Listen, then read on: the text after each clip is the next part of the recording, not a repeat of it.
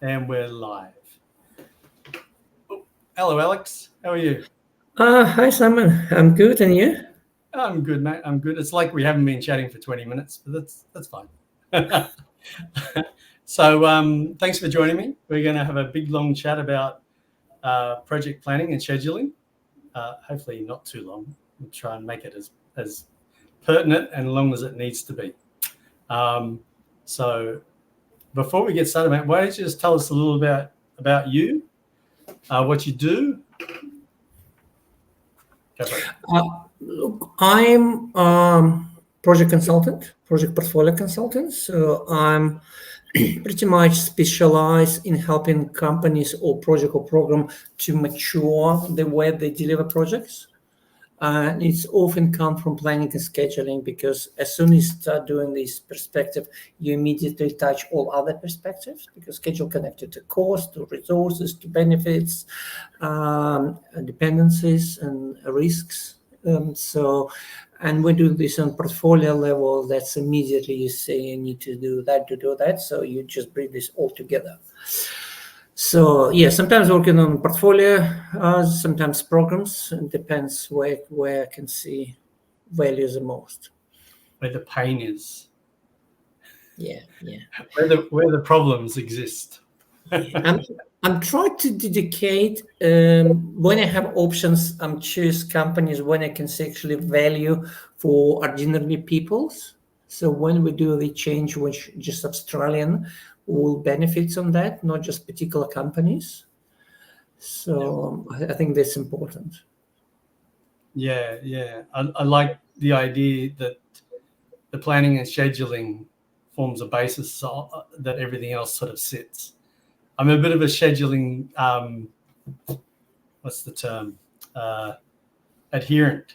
I find that a lot of the problems that occur everywhere else are due to the lack of good scheduling. But it's so often the thing that's thrown aside the first, or at least in the industries I've been in. So, And planning and scheduling often see it as a dedicated area of project management. And for me, is a skeleton in which connecting all things together. So I prefer term project delivery model. So yeah, not a schedule, because when you talk about schedule, people immediately think about time only. just Uh, the Gantt chart view. Yeah, just when you talk about project delivery model, it's immediately mean time, cost, risk, resources, uncertainties. So that's a one thing which connect all things together. Yeah. Okay, well, I've run up some subjects here. We don't need to go through them in exact order or anything like that. I'm sure we'll wander off. But let's have a look. Get this moving forward. So I thought we might just start off with, and it probably comes back to that skeleton, mate. It's like, why do the plans and the schedules actually form the basis of success for projects? Look, may I start from one quote, which I really like it. I think is absolutely like explaining this famous quote of Abraham Lincoln. And he said, "Give me 6 hours to chop down a tree, and I will spend first for shaping the axe." And that's explaining value of planning and scheduling. So, and you doing this, you will get better result because you do these all preparations. You think in advance what may not happens, because when you drive in a car, it's much harder to do decisions because you're on the way. So sometimes if you just it's interesting analogy with planning how this exists today. It's mostly project is planned like a street directory.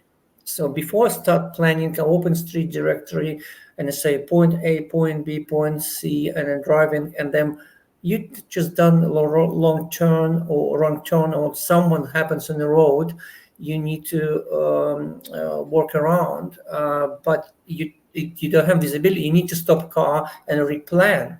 So better you do planning, better you create this map of opportunities, much more success you will be during your driving. Yeah, contingency planning is I think something, in my experience, PMs don't do particularly well. They're too optimistic. I like the term, by the way, measure twice, cut once. That's a bit of a tradie term, but it applies. Yeah. You mentioned an interesting point. Project managers not good in contingency planning, and what I find, they do contingency planning, but the way they do this and create a lot of problems. They try embed contingency with durations of activities inside. They try to hide these contingencies because they know as soon they will unclose these contingencies, it may be taken out of them. So, and each layer management do that. So You're talking about padding, lag lead padding, that sort of thing. It could be this way, but it just could be with the duration of activity. So then now there is a potentially can be done in 10 days, but something may happen, and the worst scenario could be 20 days. Well, man, I'll put my hand up. Right, my IT days, in my early days as an IT person, I'd always double my estimate for a PM. I mean, it's just a given. And this rule, they were dumb. And this rule of thumb is exactly what critical chain is about. So this an assumption everyone is double. So we need to chunk it twice, take it from you, and then give you just bit by bit when you actually need it. But it's funny because I laughed. I worked with a CIO, but he came through the IT ranks. So whenever a project plan was presented to him, he would look at it very sharply and start to question the actual lengths of time that were mentioned. So yeah, I think sometimes approving these things probably need to have more of a sharper pencil applied first. Yeah, but I like your analogy of the traffic, having a plan around the issue rather than through the issue.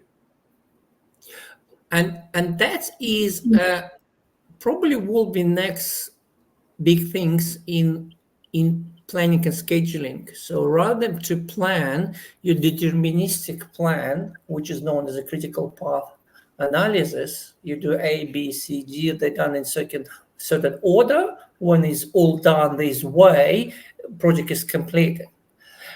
Problem is that in any projects there are multiple ways to achieve same result, and when we plan is developing to put these all different options with the same plan would be quite difficult. So this requires certain method and certain tools, and so much easier to create preferred plan and try to stick to this preferred plan. And that's how pretty much project management done for last 50 years, at least in Australia. But next big thing will be, and it's already done in some other countries, so that's why it's not just science fiction.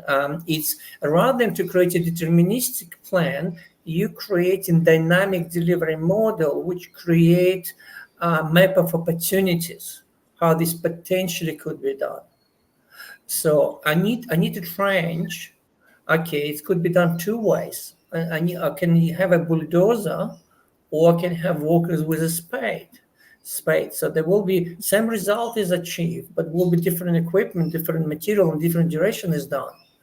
So rather than for me to make a call which option I will go, I'm creating conditional plan and say bulldozer is my preferred option of one of these, but if bulldozer is not available, it's not a full stopper. In critical path method, it's a full stopper.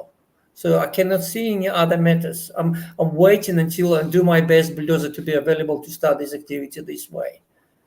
Okay, so we're probably into point 2 without intending to, but that's good. If we were to look at that as a work breakdown structure, okay, so I never really thought about it. You're making me think about it now. Okay, is the work breakdown structure, which ends up with a work package for, let's use our IT boys. Say it's a database build, right? Because I mostly work in IT PMOs, but it could be roadworks, right? So you do a work package for a company that has a bulldozer. You subcontract. You're going to come and do this piece of work for me to these specs. Yeah, that's formed as a contract. So we're almost saying that when we're doing that work breakdown, we know what we need to build in a product definition or product breakdown. Then we take that down into the work breakdown, and that's almost where we're making that plan to say, if the bulldozer is not available, what are our options? Do we need to have a contingency work plan for a whole bunch of guys with shovels to come in and do it instead? And that will I'll just make some assumptions here. That will maybe it won't be cheaper, but it'll take longer. And there might be some specifications that it's a bit of a worry, but if they can do it to the same specifications for approval, then that's our contingency part of that plan. Maybe we take that to the schedule. We have 2 tasks. One task is the bulldozer, assigned to the bulldozer. Another task, which is longer, is now in there, but it's not active. But if we have a problem, we can activate it and start that alternative task in the critical path. And that's exactly what is the best practice I've been used. So there is something what we call conditional scheduling. So with the same schedule, you're creating more than one branches. And how this normally happens, that these branches have certain probabilities. So you can do this way or this way. So, and you can say one of these branch, and you can specify which of them is the preferred way as well. Yeah. So, and then, and these branches could be sometimes based on unknown things. Okay, you building, and you need to dig, and it will be different type of grounds. These are quite limited number of options you have in place. So you have certain probability understanding what is likelihood of these different grounds, because it will be different bias. You may need to apply different equipment, different maybe different business processes. So what we're talking about is putting the risk in the planning phase, or considering the risks in the planning phase, and we use the same matrix that we would, how likely and what's the consequence, to get our indication of how critical that risk may be to the project. Yeah. And then we have a contingency in place to say, well, if it does trigger, here's contingency. But it's not, it's sort of done even before the risk is truly recognized, because we just know the consequence. We don't really know the probability. Yes. Yeah. Yes. And these contingencies, what happened with these contingencies, when you build a plan, you may calculate your probability to deliver project on certain dates, a certain course with certain probabilities. So you start your projects with this agreement with the business, and it's up to them. They may say, Alex, we want to take a risk. We want to deliver these with 20% probability to be a target. And say, look, that's possible. Do my best, but you as a business need to be ready. There's 80% chance I will come to you and ask more time and more money. So don't be surprised. But it's potentially achievable. So we can have this a target. It's okay, but it's under my control. I'll do my best. If we're not achieving 20%, it doesn't mean I'm a bad project manager. There are uncertainties. Yeah, there are organizations that will run a project with a contingency amount. Now, I have a little bit of an issue because normally they don't take this level of planning to come up with that amount. They'll do something along the lines of 10% of total budget, right? Or the contingency sits with a program, and then the program will use that contingency across whatever project's struggling at the time. So for my mind, it's worse than no contingency being there, but it's not as good as what we're talking about, unfortunately. But when you develop this plan with different options and the risk embedded and uncertainties embedded to this plan, and we commence project with a certain probabilities. So at each reporting cycle, I can recalculate and understand how my probabilities changed. And what might happen is absolute numbers is not much matter because its level of accuracy of my model, it's never perfect. It's never. Well, you're using a P method, right? You're saying it's gone from P30 to P60 or whatever. Exactly. But what does really matter is a trend. So I started my project with probability 80%. So next month is 75, 70, 65. I still have enough contingencies to finish. I'm not late yet. I still have contingency. I can have, but speed in which I'm losing my contingency, my probability is dropping. So, which means urgent actions needed right now until it's too late. Because when probability will drop to zero, it's a change request. It's just nothing can be done. So this method allowed me to see in advance how am I going with all my spending these contingencies. Am I spending them with the right speed? And what might change this contingency actually is risk to project profile. Maybe I'll avoid one big risk, so that's good. My risk is behind, but can still contingency time is available. Or maybe there is a new emerging risk. So right now it's perfect was performed perfectly. I'm ahead of schedule, ahead of budget, but new emerging risks in ahead of me, and I'm recalculated, and my probability is lower than before. Even I perform so far so good. There's all about earned value we're talking about. So we look at earned value and say it's all good. Your SPI, CPI, they're all great, but this new risk is completely changed situation. So they say I'm actually only 10% to finish project on time now. So now someone need to make a decision. Okay, we need more resources. We need whatever we need because my future has changed. Yeah, my past may be perfect. Yeah. So what we're saying, execution, right? No plan survives execution, or a punch in the face, as the famous boxer said. So I guess looking at that, you can only do so much in the planning phase. It's the Donald Rumsfeld's unknown unknowns that are black swans that come out and get you. Yeah. And when that happens, and there's varying degrees as to how precise people's plannings are. I mean, I've seen plannings that are nothing more than a rough order of magnitude, and good luck, chaps. I'm sure everything will be great.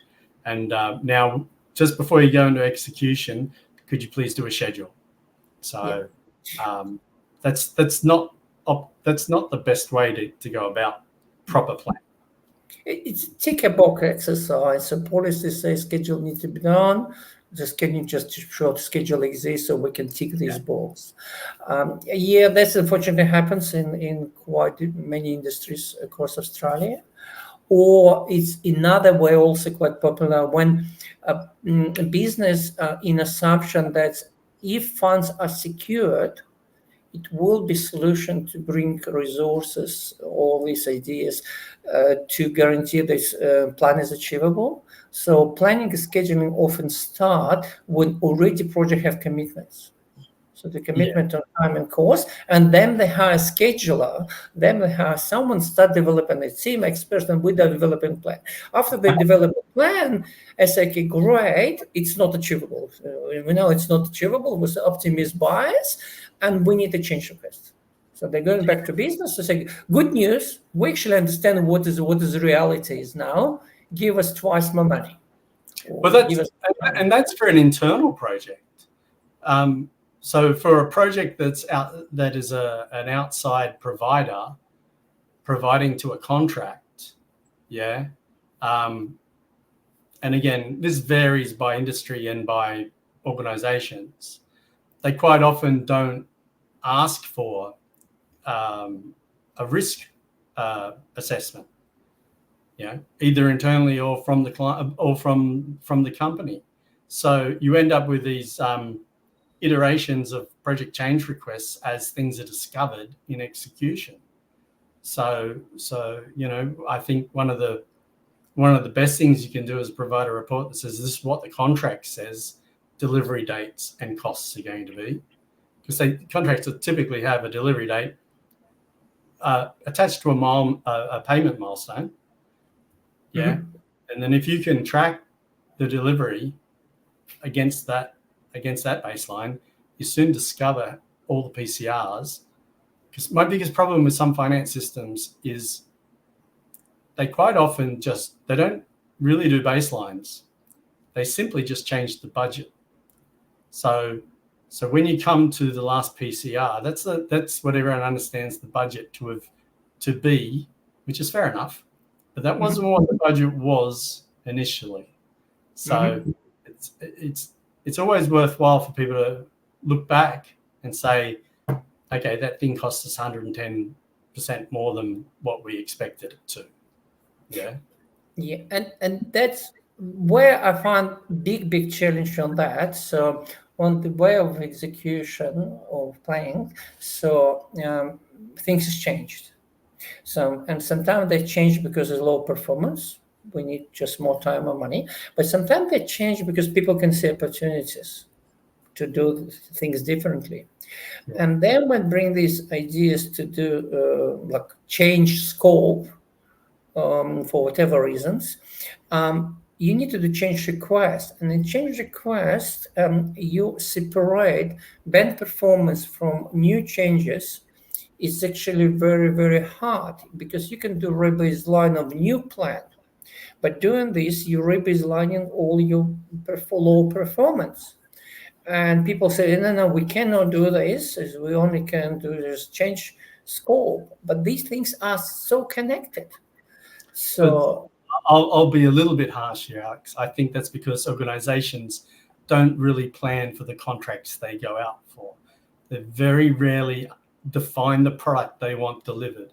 So if I was to be, if I was to have my druthers with the way contracts go out, I would say you're going to do some work in the front end to define the product, right? Put the requirements in the contract, then go to market for someone to come back and say, okay, this is how we're going to build it. So you're almost asking for the work breakdown of how that thing's going to be delivered. If I think if organizations did that and applied a bit of an iron triangle to themselves to say, we want this quality and we want this cost, right? And time might be a factor as well, whatever it is, and then apply that to the contract, they'd have much better outcomes. Yeah. Have you noticed in scope creep all the time? Yeah. Have you noticed how we naturally move to third point already?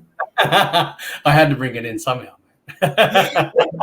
Look, and what you mentioned, it's there are two types of contracts generally. There are more types, two main types. Yeah. It's a design bid execution, and as a collaborative contracts.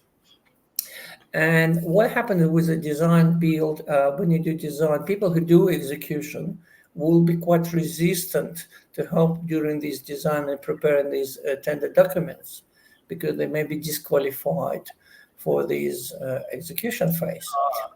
Absolutely. Above, below the line is a problem for a lot of vendors. So Yeah. I get.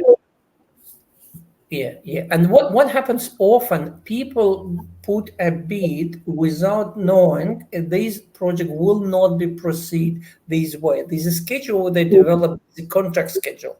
Is no one actually going to use this schedule for real life execution?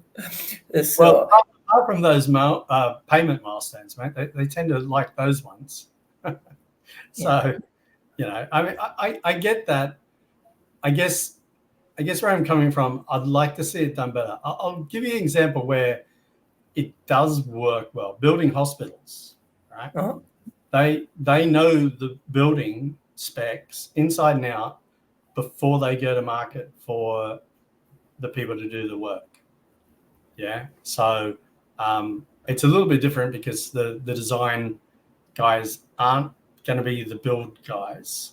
Whereas if you get into IT world, the design and the build, like if you buy a product, say, Microsoft SharePoint or something like that, then typically what happens there is, yes, the contract will clearly define the specifications that say, give us a SharePoint system of this capability, but it won't mention the configuration.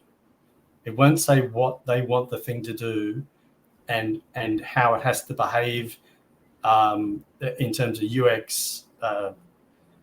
They don't define those things that you expect to see in a V&V to say, okay, that qualifies and I can sign off that it's done. So the company grabbing the contract then just goes into explore mode as to what is going to be built before they, or as they build, i.e. agile, or to be. Look, you're right. IT projects have own problems, and problems is people who put requirements may not necessarily understand possibility. So they know from requirements what they want system to do, but they're not actually understanding whether these will be possible to do this what they want. And people who are selling this system or providing, they will not disclose these constraints in early stages. They say, oh yeah, sure, we can. Oh yeah. Says, can this system be managed for resources? Oh sure, it can. But then when project already halfway, and on worst scenario during testing, you immediately pop up ideas that, that's actually cannot be done, that we desperately need this feature. Oh no, system not supporting that. Don't confuse sales with delivery, Alex. That's wrong. And for people to put these requirements to the way, knowing all constraints, that's where agile is start be useful, because you literally bring this all together. So you only creating requirements immediately know there's a possibility. So you have voice. Yeah. Without naming names, I know SharePoint, for instance, and there will be organizations that will just say, yes, we can do it, because they'll have devs that can go pretty much do whatever you want. I mean, there's limits. Yeah. And there's maybe they'll use a workflow solution to try and do what you want them to do.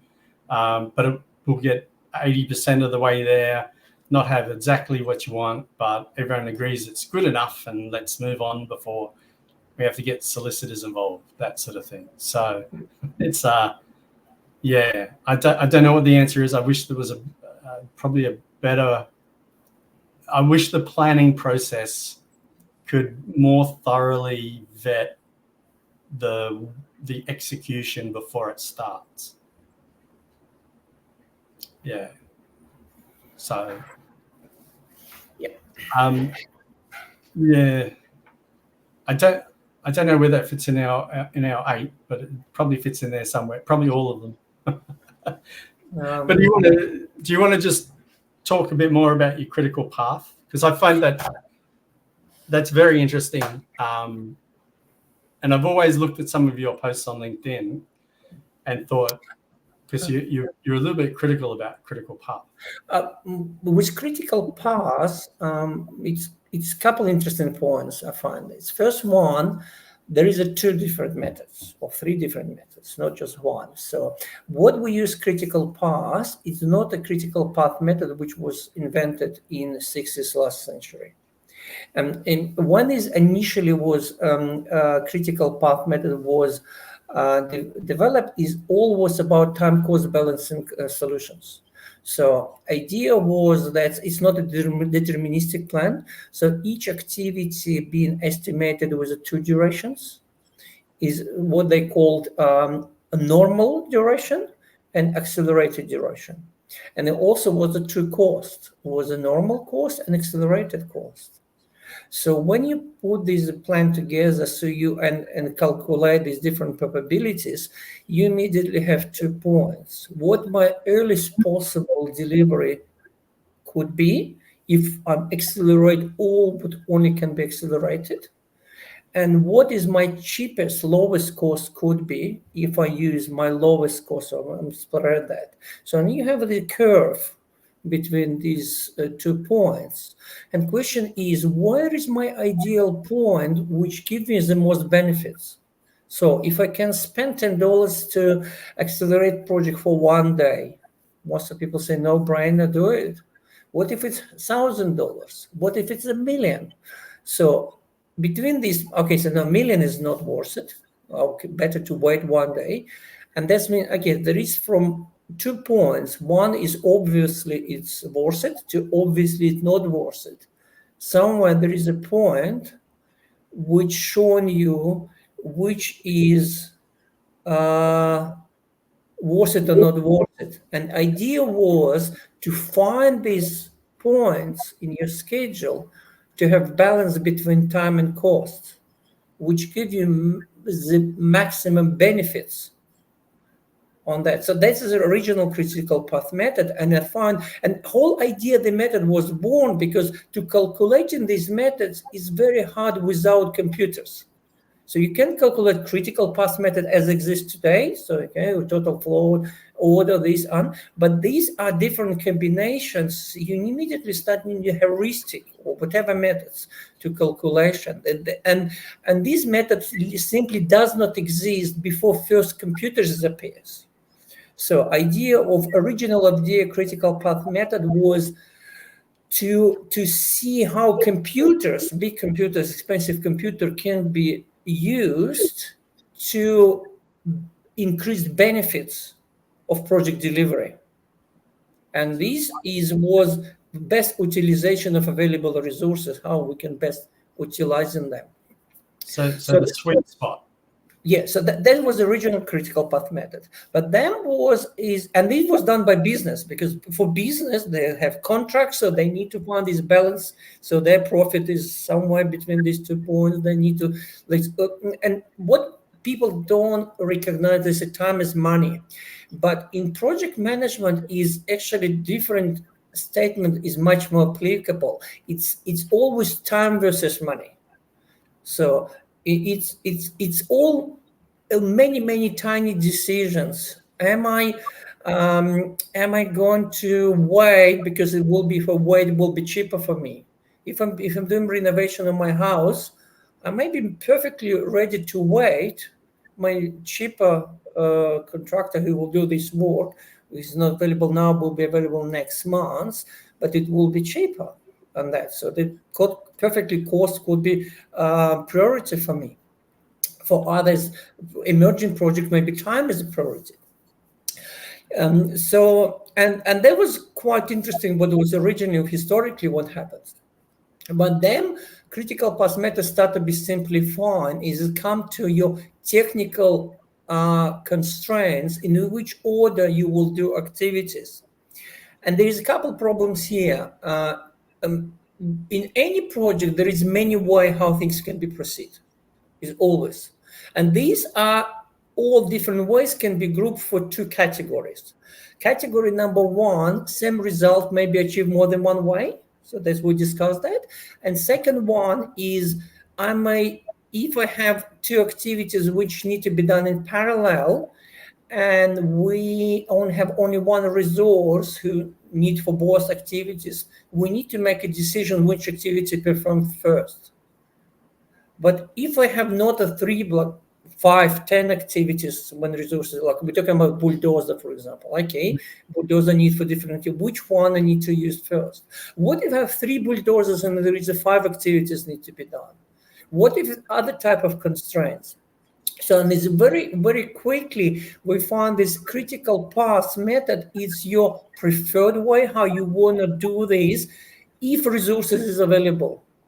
So critical advantage of critical path method, it's showing you possibilities, what could be achieved if certain constraints does not exist.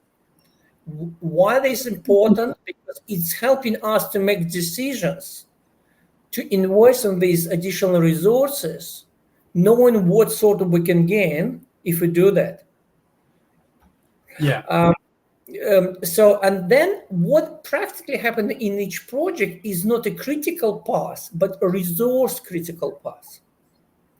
Resource critical path. And developing a resource critical path is significantly much more difficult task than calculating a critical path. And that's what in academia known as a resource constraint project scheduling problem. So how you can find ideal combination of resource allocation to deliver project as early as possible time. And this problem is so big that the first one, there is no solution to this problem exists. There is no algorithm which can guarantee you can find that. If we're talking about 3, 5, 10 activities, it could be algorithm. We literally can check all combinations and then compare them. But as soon as you start have 100 activities and 10 resources, number of combination grows exponentially. And you will need years to calculate one schedule to find which option is better. So what happened then? Rather than to find ideal solution, idea is to find good enough solution. If I find solution which gives me satisfied way of delivering, I will accept that. Maybe there is a theoretically better solution to that. I just cannot find this. But this plan is sufficient. I'm okay with this plan if we will do this way. And then where AI start to be in place. So calculating critical paths is quite easy. A lot of tools to do this. MS Project, Primavera, to some with different many other tools. But calculating of resource critical paths is a very, very hard task. And you know that is while MS Project and Primavera does have resource leveling functions, most of planners it's never touch function. So Can I tell you why, Alex? Please. Because most PMs, when they touch that function, completely destroy their schedule and they've no idea what just happened. So one thing with Project Server and Project Online, the resources are shared between all the schedules. So if you've got Simon Newton in your schedule, it is me. There's one of me. There's 24 hours of my day, and that's all that's ever you can utilize. So we come back to that the database. Say there's a team of 5 people in a database team. Okay, those 5 at any one day, there's five possible resources on a day that can work on your project. So one of the most popular reports I've ever built and continue to build and work with orgs is push in all the schedule plans and push in all the project schedules. Sorry, they're all got named resources on them, and they're all grouped into those teams. So schedule or skill sets or however you form it up.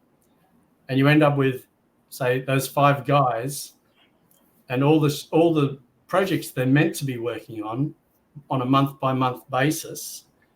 And you can see where their days, the hours in their days just aren't enough to do the work in the schedules. And those go red.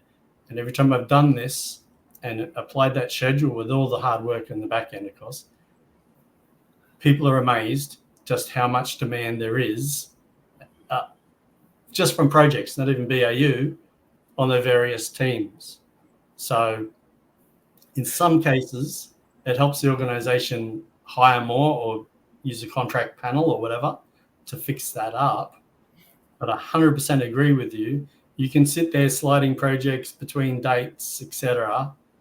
Yeah. But unless you constantly do that over every schedule review, as things change, then and things slide, you end up causing future problems with, again, a lack of capacity. And I love your analogy of optimal versus, trying to find the sweet spot, because you might say, well, we need 6 people in that team now to cover all the work we do, even though we know one of them is only going to be working part-time. Yeah. Yeah. And that's immediately create idle time. So someone needs part-time, so you may not be able to engage part-time, it will be full-time, so it will be some idle time or idle cost, but it's beneficial for time. So we keep pay extra, but time is matter. So or we don't. So we will rather to delay this for a couple of weeks, but we'll use less number of resources. Yeah, exactly. Well, you can do that leveling then, because on the other side of the wall, you have your resource managers. They look at the same report, and in the places I've worked at, it's the resource manager has to approach the project manager to negotiate the resources being distributed, or going to whoever and say, I need more bodies to do this work. I mean, this works well if you have projects prioritized, and particularly the must-happens, because they will get all the hours that they need. And maybe the decision is, well, we're getting the ones we need done. Everyone else will have to wait, which is unpopular, but tough luck. Yeah. And they have shared resources, give you a risk and opportunity at the same time.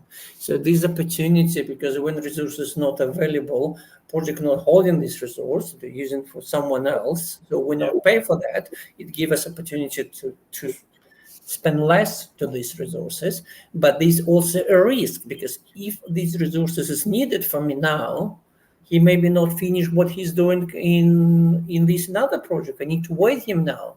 So I may be able to say, look, you know what, I will pay just to be sure these resources is here. So I know these extra costs, but for me, when these resources start to be on a resource critical path, he needs to start immediately. I don't need to wait him even a day. Exactly. And I guess it comes back to that priority of the project, how much sway they have, because they might just say, I don't want to take the risk of this guy going on long service, or deciding to win the lotto or whatever he wants to do. I'll hire in someone directly for the project.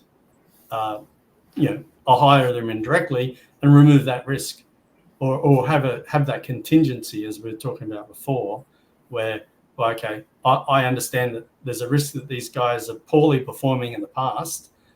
I will have a panel submission ready to go to the market and get someone quickly if I need to. Yeah. And I want to back to last point about AI. So there is a 3 standard methods. How do people do resource leveling? So method number 1 is manual. So we manually move these, and we found that problem with this manual is time consuming. It's also very hard to find optimal solution. So we find good enough, we say, but I've done this a lot before manual. I always can find better than MS Project and Primavera can do that. So, but when I was comparing to more advanced tools, they show me option which I'm not able to see that. I'm in mathematics. I'm good in analytics, but these tools beat me constantly on my ability to do that. So second method is we use algorithmic methods. So we have certain algorithms how people will see. And for example, they say, okay, if activity on the current critical path these are the priorities. So we try to put these resources on the critical activities. When it's performed, we look which activities are critical next. That this method may give not bad result, but not necessarily optimistic result. So that's how Primavera project mostly works. So with certain scenarios, this perform not too bad. But as soon as you have illogical things, say, oh, there is an activity which not in critical path now. However, if I do this activity now, this open me opportunity to start whole stream. So whole stream will be not in critical path anymore. So I'm rather start from non-critical path activities. And I have on my blog, on this web blog, I put one example with only 9 activities and 3 resources and ask people to find optimal. And what happened is this example, you need to do illogical things. You need to quickly to find that starting from activity which you have a lot of total float, is the best option to deliver in shortest plan. And a lot of planners find this option. They spend like a little bit time on this one. But MS Project in Primavera was not able to see this option. So when they're calculating that. So there's a second methods. And third method is use heuristic methods. Is more, and that's why we call AI, because AI is not a generative AI. There is much more than that, and that's where methods are. And interesting enough, in 20, 30, 50 years ago, there's a lot of scheduling system being based on these heuristic methods. So Artemis, people mentioned I never use it, but they said the one was a great tool. And there are some existing tools already who have these heuristic methods. And these heuristic methods can perform much better than humans. So they can give you options which we're not able to see. And this is the power of AI. So, but to AI algorithm like methods to be effective, delivery model should not be rigid. And explain what I mean by that. Often we change not just order of activity, but we change duration of activity by applying additional resources. And in a schedule, in a project schedule, is duration-driven schedule. So we say it's number of resources, duration, and how many resources we need. So a little bit better because you can do effort base. So we change in quantity and duration is changed. But resources which we apply may not have 10% productivity rates. So I have big bulldozer and small bulldozer. So it's not, if I'm using 2 bulldozers, it's not proportionally changed durations. So which means in a scheduling model, for each activity, you need to specify how duration will change if resource profile is changed. And that's what AI algorithm can work with. So and each activity have minimum required number of resources, and you have maximum possible number of resources. If I do trench, I say, okay, maybe technological process require at least 2 bulldozers in place. So if one bulldozer is also, in the bulldozer case, it may be that the patch of land will only 3 can operate. A fourth one just means that none of them can move.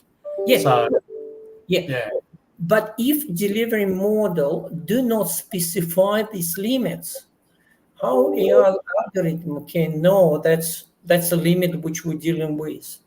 So that's complexity that I worry that AI can't understand. I'll give you an example. Let's say we've got the 5 guys in the database team again. So there's 5 there, but let's say 2 of them are brand new guys, right? This is when you come into like, okay, I guess SQL skills level 5 to 1, right? 1 being the lowest. So you would have to specify that in an algorithm to say, Simon's a number 4, Alex is a number 5, and as a result of that, the work that Alex does is actually 1.1, 102% better than Simon. Simon is 120% better than 1, so that you can then estimate the units of Simon and Alex, which would drive the duration of the task that we were on. So I think he could do it algorithmically. But I think I've done this before. I've done this many times before. I can explain. It's actually quite easy to do if tool allowed you to do that. So what happens? You estimate activity in units of measure, of volume of work.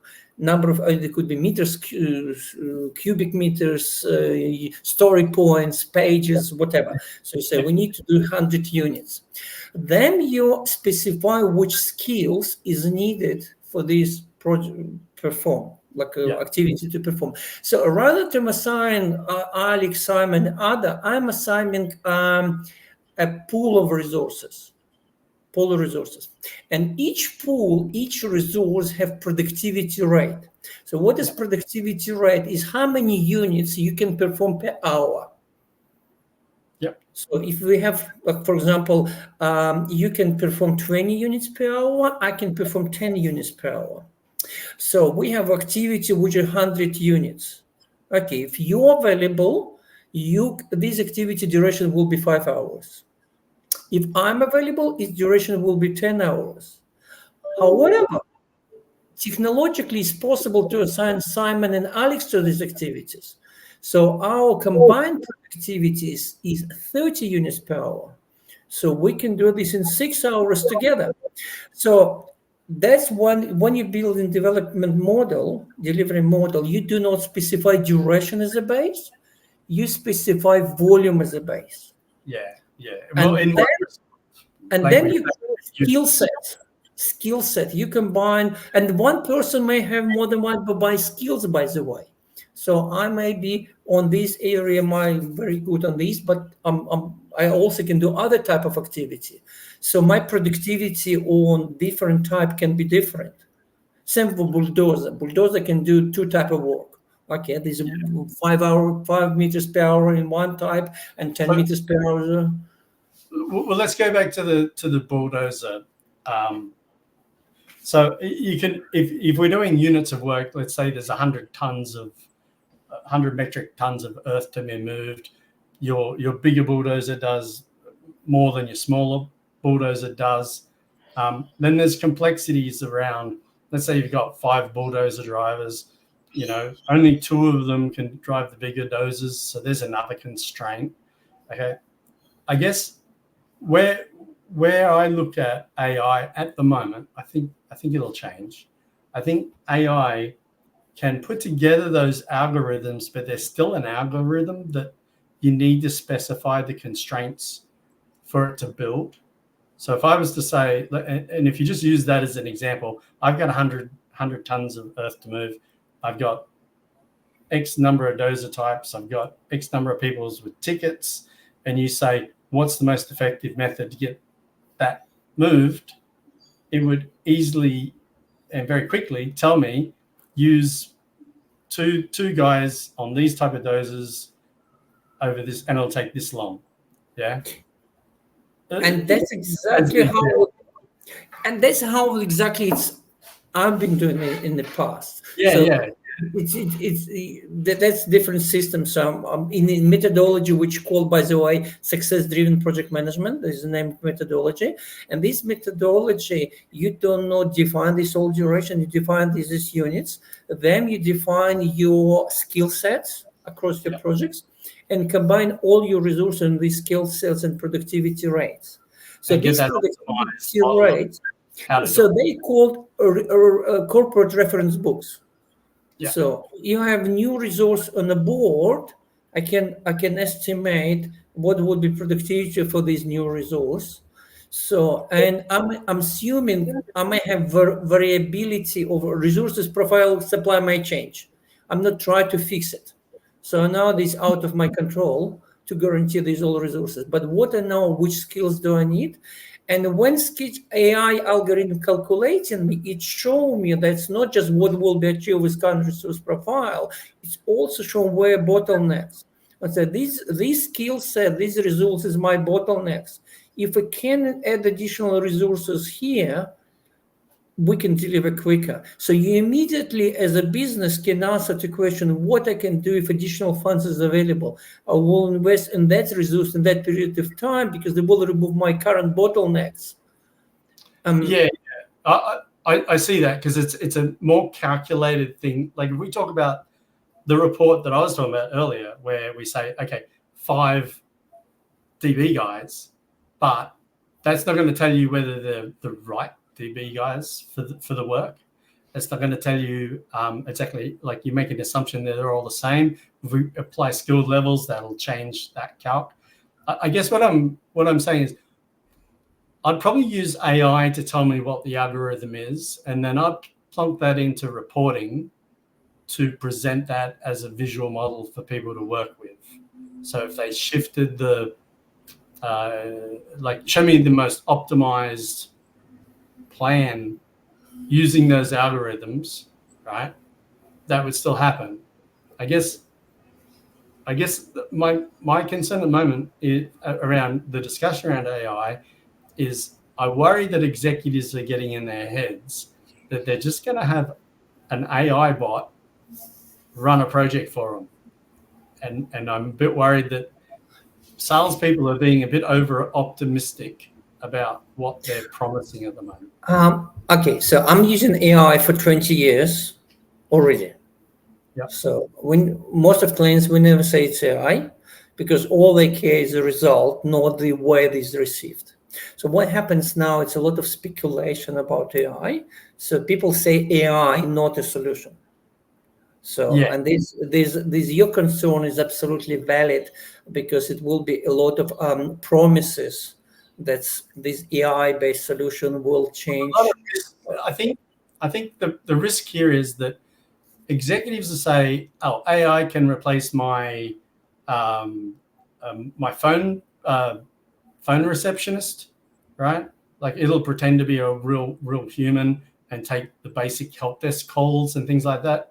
And I think that's happening now, right? But that's, again, they're just driven by voice prompts. So you'll say, "Oh, I've got a problem with my computer." Thing will answer you. Say, "Okay, we're in computer land here now with it. So here are the things I need to prompt," and then it'll just take them through, but it'll be done in a way that simulates artificial intelligence. Yeah, because the person on the phone might think, "Yeah, this is an AI, but it's getting me where I need to go." Yeah, but if someone says, "Well, we're going to replace PMs now with AI," and there's probably some PMs that need replacing with AI. Look, I think it's good analogy just driving with the car again, which we discussed. So before I need someone, my wife sitting next to me and said, turn left, turn right, and these ones. Now I put GPS navigator and it's telling me where to follow. I still, as a driver, can make my own decisions. I may say that's not a good advice. It's not prescriptive. I still can make this decision to follow or not. But if this GPS navigator give a good solution constantly, I will use more and more because I can see benefit of that. However, if that's give me bad advice, if it putting me through tunnel, I will pay extra, but actually will be same duration. I will be frustrated with that, and maybe will very quickly give up and not using this anymore. So I think we might be in the case that a lot of programmers are going to end up in. A scheduler can do a lot more, a lot quicker, and be more productive. So the impact on scheduling and planning might be just less planners and schedulers because AI is that good at helping. I think we need to little bit be more specific here because we say planning and scheduling, and there is two separate matters now. So planning and scheduling used interchangeably now. So people say planning and scheduling in the industry that, but with AI application is a planning and scheduling is totally different things. I explain. So planning is a development of delivery model. So developing this map of opportunities, how to do this, and whether is AI solution can help me to develop this model which will be more accurate than was before. And these we're talking about is different opportunities. There will be a lot of complexity, and AI can help manage this complexity, which will be hard for humans. Scheduling is just calculation. So calculation, and when we discuss calculation of critical paths is not a brainer for many project systems already. So even people manually can do this. They're using computers for that because it saves them a lot of time for this calculation. Oh, yeah. But as soon as we start talking about resource critical paths, people still do it manually mostly.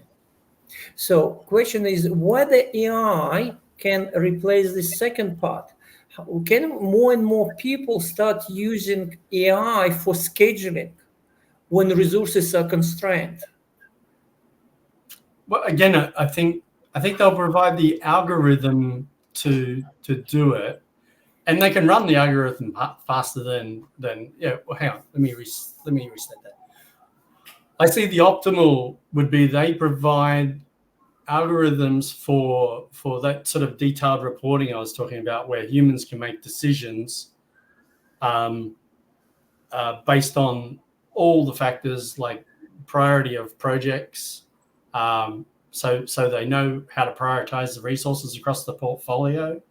What benefits are going to be realized up to the organization, which is usually how they get the priority of the project in the first place. But I still think that falls in the land of reporting. And if we have the AI do everything in the scheduling, will the AI be just concerned about the project, or will it be at the program level, or will it be at the portfolio? Okay, so it's definitely portfolio because there's something what we've already been used. So when we're developing portfolio of projects, so we're recalculating portfolios, we can see what can be achieved with these current resource profiles. Yeah. And I have amazing example which shown this. Okay, these now 5 projects chosen for portfolio for next year, for example. And if someone come with the idea and say, look, I have 1 more projects, which potentially 6 ones, and 6 one have the best return of investment. So if editing these 6 projects, we can improve overall portfolio result because these are the most successful projects among all our options. But as soon as you add these 6 projects to portfolio and recalculate portfolio, you find this all the result of portfolio is not as good as it was without this project. And question is how this possible? I've added best project with best return. And answer is quite simple. These projects start dragging resources from other projects. So while this individual project result is good, overall portfolio result is not good anymore. Yeah. So editing, and this is analysis. I'm not talking about once again, this is something what we've been used before. So when you're developing portfolio of project and applying these AI algorithm or methods, like to calculating your portfolio, so you can see what would be the best combination of projects to get best portfolio result. And that not necessarily 5 individually good projects, because project using same resources. So that's quite important. That's what I find no one in Australia doing this. So no one planning your portfolio with understanding your resource constraints. I could tell you one offline, and it's good. Mate, we're just past 1 hour. It's been an absolute pleasure. So I'd love to get you back, please, because I think we've got to look at that AI model you're talking about. Because as you're talking, I just lining up question after question, but I just looking at 1 hour. I think we should wrap up here for now. Yeah, well, look, we can do some practical demonstration as well to show these some mini examples for people to understanding what happened when you do manually, and this way show this what happens when AI is applied and what is give us. We can develop some tiny examples for a couple activities just for demonstrations. No, that'll be awesome. So we'll get you back soon. Awesome. And do you want to shout out your LinkedIn and any other website or? Yeah, I put in comments. So when you probably publish that, I put in comments. It's yeah, people can find me like on LinkedIn. Just put my name, Alex Lyachenko, and I think in my profile also you can find my blog. So in this blog, I try to create awareness of these problems and awareness of these solutions. I'm 100% on board with your work in improving the standards around this subject. I've been a PMO a long time. A lot more work needs to be done, and hopefully people reach out to you more and more and more. Okay, yeah, look, my mission is to bring this idea to Australia. I find that Australia have their own way how historically things done, and people not necessarily aware there is other way. And we talk about AI, for example. What we've been talking about, like I've been using for 20 years since in Ukraine. When I started back in Ukraine, I was using this time, and when I immigrated to Australia, I found that just people simply not aware about that. So and now I'm trying to spend more and more time just to create awareness and just say, guys, there is method, there is tools, and which can solve these problems. It's not necessarily done how it was done before. So you and your black magic. All right, mate. Been a pleasure. Okay.